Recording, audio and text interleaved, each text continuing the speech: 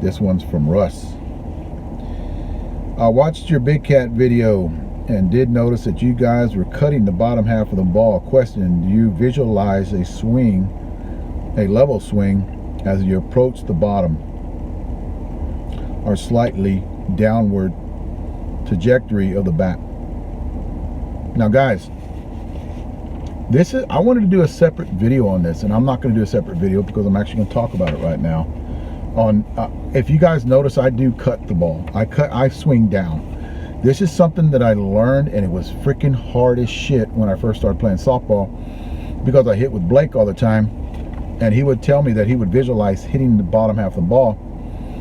And I said, how the hell do you do that? I was asking questions. I was 21, 22 years old, and I said, how the hell do you do that, Billy? He goes, just tell your mind to do it. Tell your mind to do it, and believe it or not, your eye will actually look at the bottom half of the ball, and you want to attack it from a downward swing. If you guys look at my swing, and I talked to Ken Vandergaard about this because he called me up and was talking to me about it. I actually have, if you slow my swing down, I hold the bat high. I don't hold the bat low. So when I start, I'll hold it high and I'll bounce it, but when the pitch is thrown, I'll bring it about tit high, a little above my tits, and I'll actually have a downward swing on my bat, and I attack the bottom half of the ball. Now this took, there's certain ways of doing this when you're younger. I've never tried to teach anybody that's over the age of 40 how to do this, or I've never talked to anybody about that was in the 40s, 50s, and 60s or 70s, because here's the reason, guys. It takes a while to learn this. Now there are some things that you have to do. One of them, you just got to hit on a big field. You can't hit on a softball field. You got to hit it on a baseball field, and there's reasons why. With the bats that we have nowadays, it's so easy to hit a home run on when you're swinging up, and you have that, and you're swinging hard, and you're swinging up, and you're swinging on a softball field. It's pretty easy, especially if you're using good balls. And this is how I learned it back in the 80s when I was in my 20s on how to do this. Billy always hit balls on baseball fields, always. We never hit balls on a softball field. So I actually had to cut the ball. I had to learn to cut the ball to hit the ball far because of my size and everything, because I wasn't as big back then as I am now. Another thing too is hit shitty balls. Don't hit rocks, don't hit Thunders, Advance. Don't hit Alan Tanner's balls. You got to hit a shitty ball, because the only way to hit a shitty ball far is if you cut it. So I learned this technique, and I started hitting the ball up higher. I learned how to tomahawk. So, and I always stand up front of the box, and the reason is because I need the ball to do this. I need the ball. You can't cut a low ball. You can't cut a ball below your waist. You can cut a ball that's higher because it's easier, because the plane of the bat is actually, it's not looping. You get a low pitch, you're going to loop the bat. You can't cut a bottom half of the ball if you loop the bat. So those are little tips that I can tell you guys. And yes, the approach is at a downward motion, but not drastically down. You've got to, because when you look at your bat on video, you'll actually have a small grade, a downward grade when you're attacking the ball. And here's the deal too. If you're going to cut the ball, you got to swing hard. You've got to attack the ball hard and cut it. Because I've hit more home runs cutting the ball than I actually did taking a beautiful swing and hitting it. Because for one, I stand way up in the box and I hit the ball up in my face or up here. I can cut it better if I hit it there, and I get a better spin whenever I have that approach from hitting here. And it's just from hitting BP all the time. But you've got to learn the basics before you go and do this. It's not all about just cutting the bottom of the ball. You got to hit on a big field, and if the wind's blowing in, that's even better, because you guys will learn that to hit a ball, you've got to cut it to hit it against the wind, and you've got to cut it like a golf shot. You got to hit that shot that's rising to hit it against the wind. I've learned how to do this. Billy knows how to do this. Billy cut the ball all of his life. That's how come when Billy would go to a tournament, he didn't care what balls they were hitting. He would cut them and they would go a long way.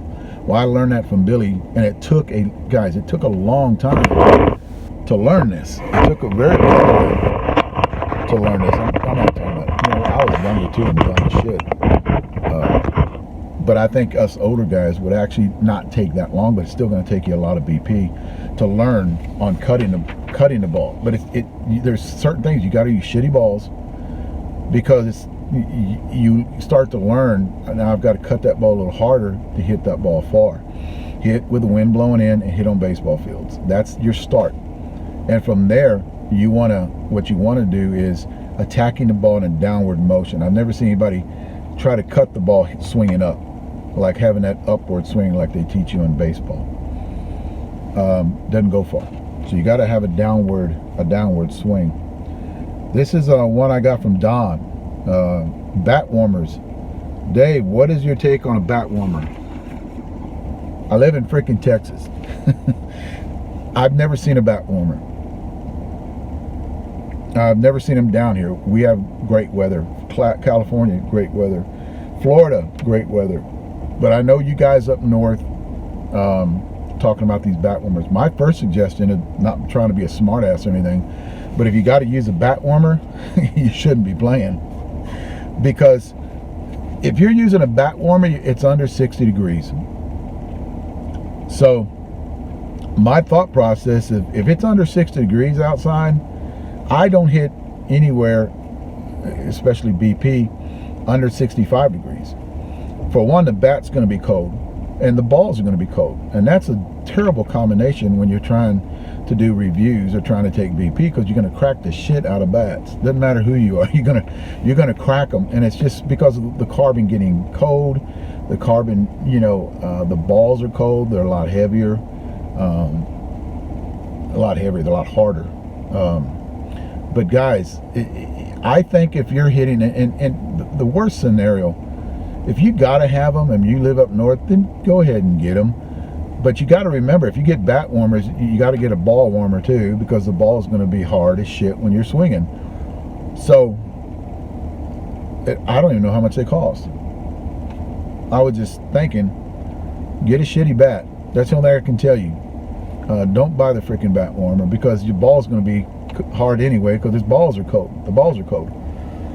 So it's just one of those things that I think a lot of people try to put out there to sell them, but they don't look at the whole big picture.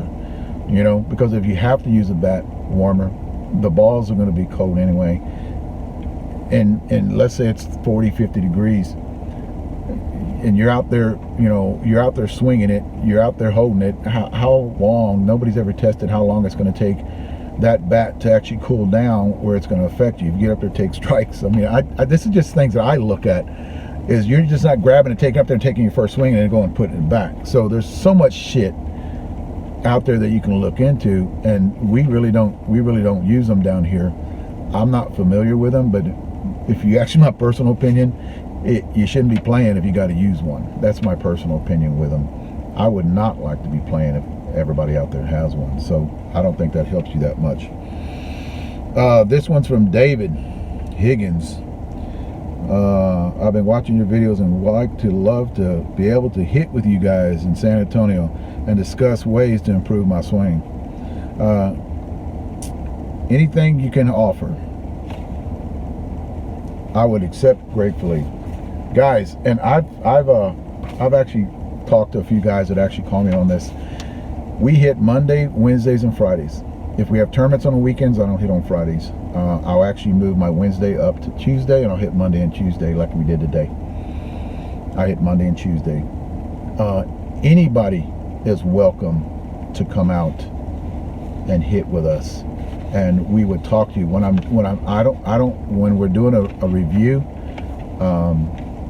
there is certain things that I don't talk about. Like if we're hitting a review, and if you would call me and ask me to come down, like when guys that just show up and we're doing a review, we really don't talk that much to them. We're not trying to be dicks or anything. We're just more focused on doing a review than talking to other people. I mean, but we will talk to them.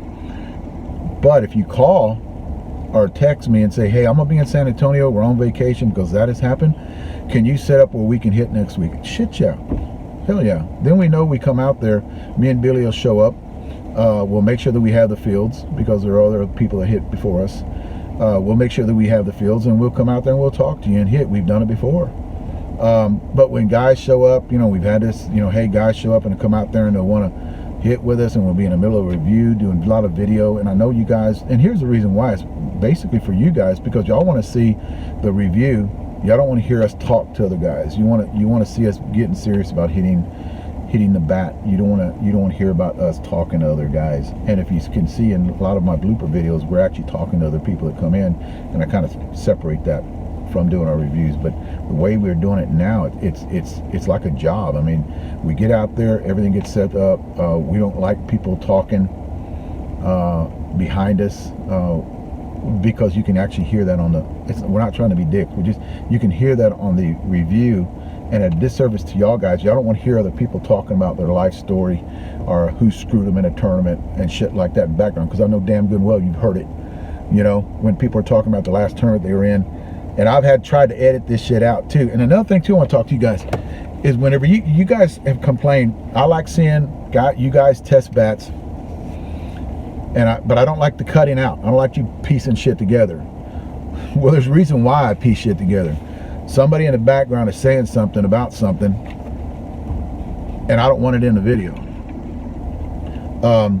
Another reason is we have pitchers that don't, except for me, I'm not bragging or anything, but I am in the Hall of Fame for BP pitching, but we don't have pitchers that pitch to me that pitch consistent strike. So I'm sitting there looking at a few balls being pitched, and I know you guys don't like seeing that shit.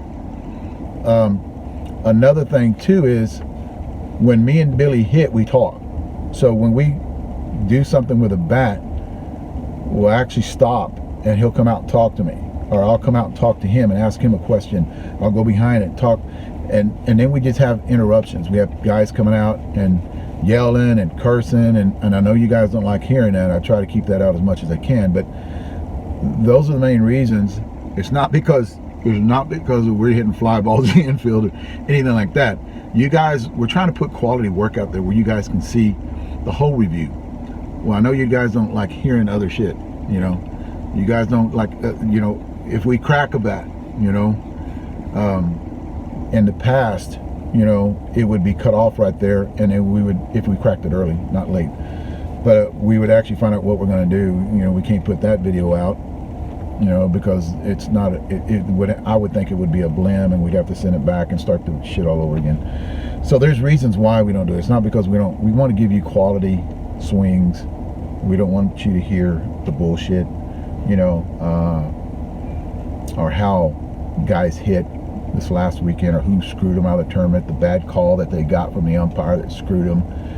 So that's the main reason why you have little spaces in there. But guys come down. I got a phone call the other day from, damn, y'all guys remember him. He's been on YouTube for ages, Steve Butler. When I first started playing softball seniors, I looked at a shit ton of his videos. I like the guy.